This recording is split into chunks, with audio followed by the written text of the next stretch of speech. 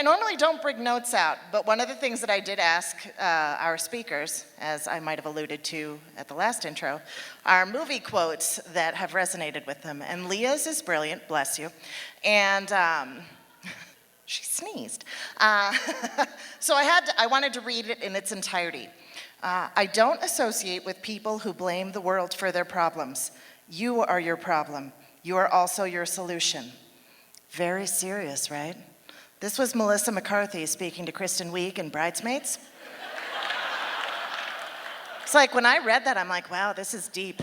And from Bridesmaids, my friend Paul Feig directed that movie. Hey, Paul. Okay. Another thing that I had asked them was if they had any stupid human tricks.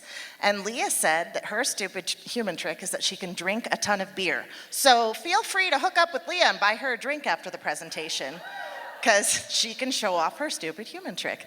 That out of the way, I'd like to strongly encourage you to give a big round of applause for Lia Moran, pardon me, for Born at the Right Time.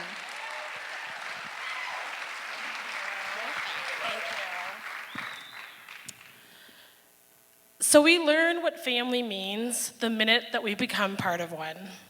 I didn't become part of my family until I was 2 years old.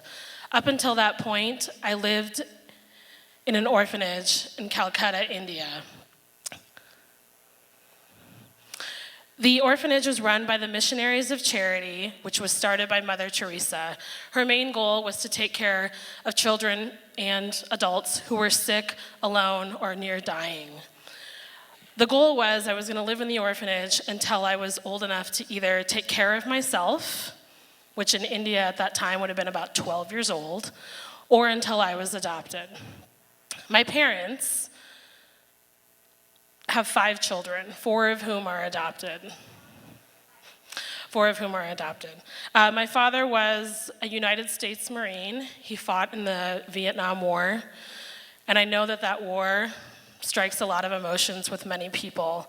But I also know that had my dad not been in Vietnam at the time that he was, I would not be here tonight. When the Marines were in Vietnam, a lot of them would go visit hospitals and orphanages to see children who no longer had family and who were there basically to either get better or be adopted. My parents, shortly after they were married, had my older sister, Molly.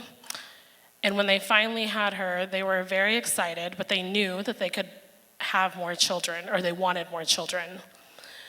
So enter this organization called Holt International. It's a group out of Eugene, Oregon. It was started in the 1950s by a couple who wanted to help South Korean orphans. That organization urged the United States Congress to allow international adoptions in this country. Up until this point, it wasn't legal. My older brother, Peter, was adopted when he was 7 months from Seoul, South Korea, and 2 years later, I came to this country. 2 years after that, my younger brother, Nicholas, was adopted. So Nicholas and I were not blood related, but he was the only kid in my family who looked like me, and I always relished that.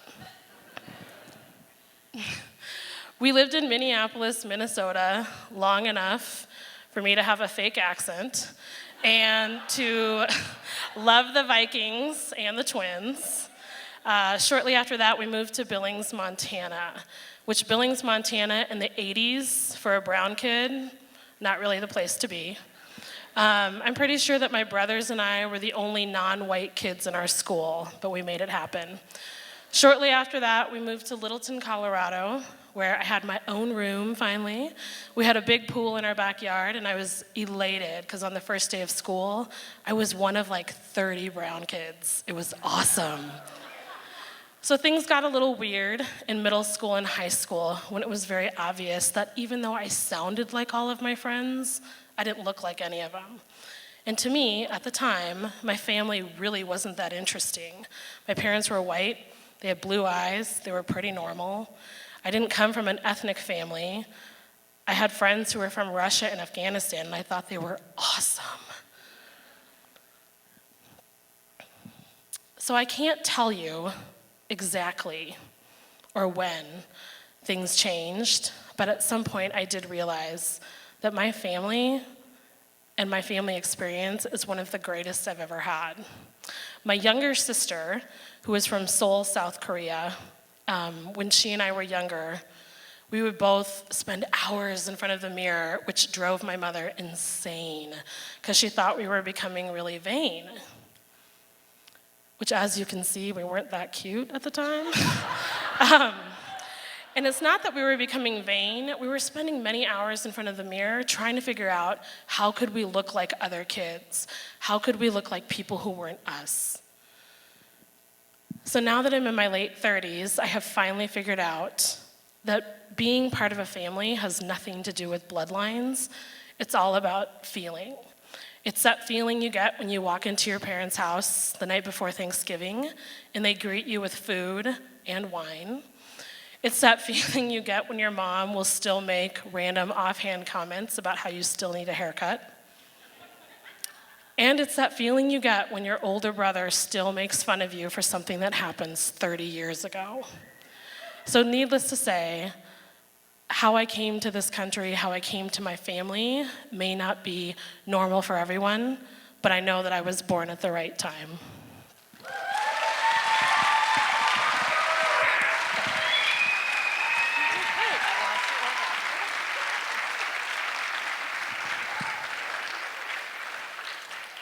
So this was Leah's first time speaking now, as well.